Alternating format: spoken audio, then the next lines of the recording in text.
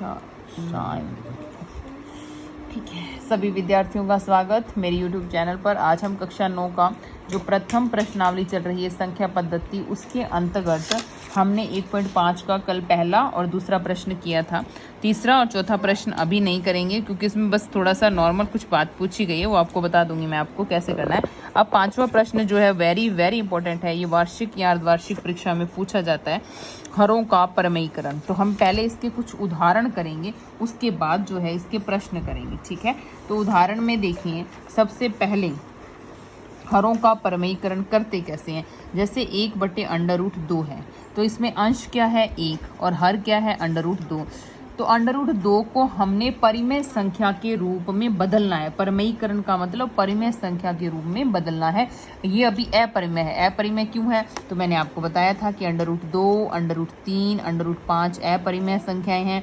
क्यों है, क्योंकि इनका जो ये संख्याएं हैं वो पूर्ण वर्ग नहीं है, इसलिए ये अपरिमेय संख्याएं हैं।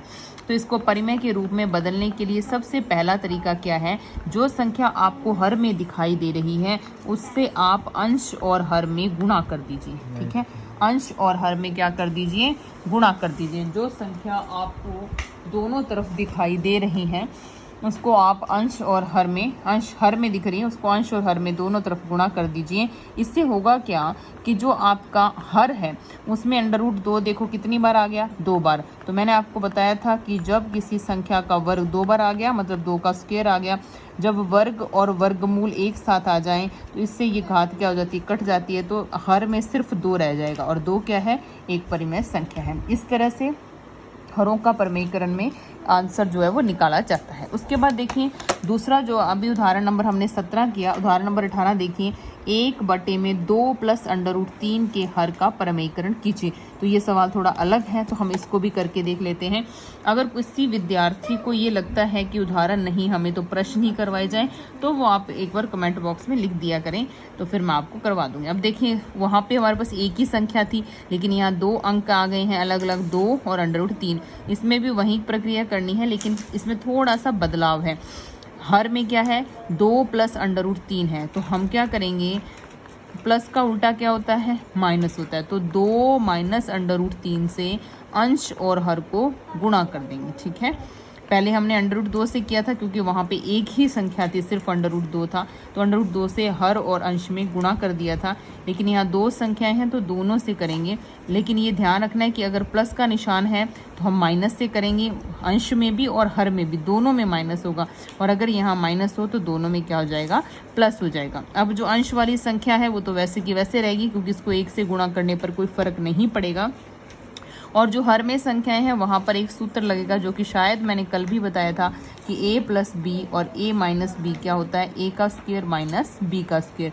तो पहली संख्या a, दूसरी संख्या b, a का स्क्वायर यानी 2 का स्क्वायर कितना होता है 4 होता है।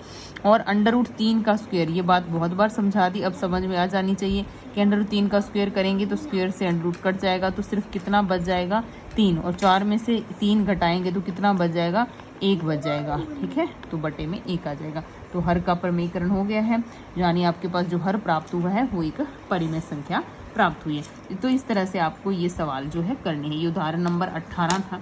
उसके बाद देखिए उदाहरण नंबर 19 है। इसमें दोनों संख्याएं जो है √ वाली हैं, तो √3 - √5 है। तो माइनस लगा हुआ इसलिए प्लस से ऊपर और नीचे गुणा करना है सेम ही संख्या से। ऊपर वाली संख्या वैसे की वैसे लिख देंगे 5 लिख के, और फिर ये लिख देंगे। नीचे वाली संख्या में अभी बताया था कि एक बार माइनस और एक बार प्लस हो तो हम a² - b² करते हैं, यानी 3 का स्क्वायर क्या आ जाएगा 3 और -5 आ जाएगा। क्योंकि इनके √ लगे हुए हैं इसलिए √ से स्क्वायर कैंसिल हो जाएंगे, और 3 में से 5 माइनस किए तो कितना उत्तर आएगा, -2 आएंगे। वो माइनस ऊपर लिख दिया और 2 यहाँ लिख दिया, बाकी वैसे का वैसे लिखा हुआ है। ठीक है, तो ये उदाहरण थी। उसके बाद 20वां उदाहरण भी देख लीजिए। तो 20वें उदाहरण में भी सेम वही कहानी है, प्लस में है तो माइनस आ जाएगा, माइनस से अंश और हर को गुणा किया। ऊपर वाली संख्या को 1 से गुणा करेंगे तो कोई फर्क नहीं पड़ेगा, और नीचे आपको वही दिख रहा है, एक बार प्लस में और एक बार माइनस में। a का मान है 7 और b का मान है 3 √2।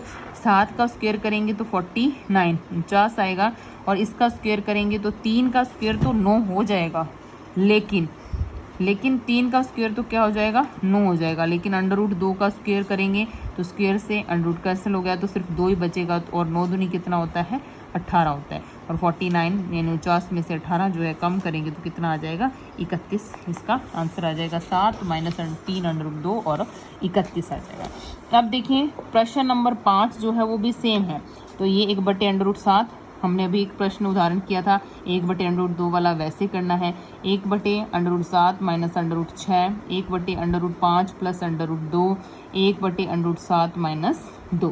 तो मैं आपको एक प्रश्न इनमें से कोई भी करके दिखा देती हूँ, ठीक है। उसको देखिए एक बार। जैसे हमें सबसे मुश्किल जो है बच्चों को वर्गमूल वाली संख्या लगती है मेरे ख्याल से, तो मैं दूसरा जो है उसमें दोनों ही वर्गमूल है वो करके दिखा देती हूँ। देखिए under root 7 minus under root 6, minus का निशान लगा हुआ है तो हमने प्लस से क्या करना है अंश और हर में क्या करना है गुणा करना है, तो प्लस से अंश और हर में क्या कर दिया गुणा कर दिया। ऊपर वाली संख्या तो वैसे की वैसे ही रहेगी, लेकिन नीचे क्या होगा वहीं a minus B A plus B, तो A square minus B square, 7 का स्क्वेयर करेंगे तो सिर्फ 7 रह जाएगा, जो वर्गमूल में है उनका स्क्वेयर वही संख्या रह जाती है, और 6 भी दोनों तरफ वर्गमूल में है तो 6 का भी 6 ही रह जाएगा। तो under root 7 plus under root 6 और बट्टे में कितना आ जाएगा 1, बिल्कुल आसान है, ठीक है। ये प्रश्न इस तरह से आपको करना है। अगर किसी को देखना है इसका आंसर तो पॉज करके वीडियो को आप आंसर जो है वो देख सकते हैं, ठीक है। उसके बाद देखिए एक प्रश्न और कर लेते हैं, जैसे 1 बटे में अंडर रूट 7 माइनस 2, तो माइनस है गुणा किससे करेंगे प्लस से, तो प्लस से ऊपर और नीचे जो है वो गुणा किया, ऊपर वाली संख्या वैसे की वैसे लिख देंगे, नीचे वहीं a minus B A plus B, तो क्या आएगा A square minus B square, A का स्क्वेयर करेंगे क्योंकि ये अंडर रूट में है तो 7 वैसे का वैसे, लेकिन b वाली संख्या अंडर रूट में नहीं है तो 2 का स्क्वेयर कितना होता है 4 होता है, तो ऊपर अंडर रूट 7 प्लस 2 और नीचे 7 में से 4 कम किए तो कितने बच गए 3 हो गए।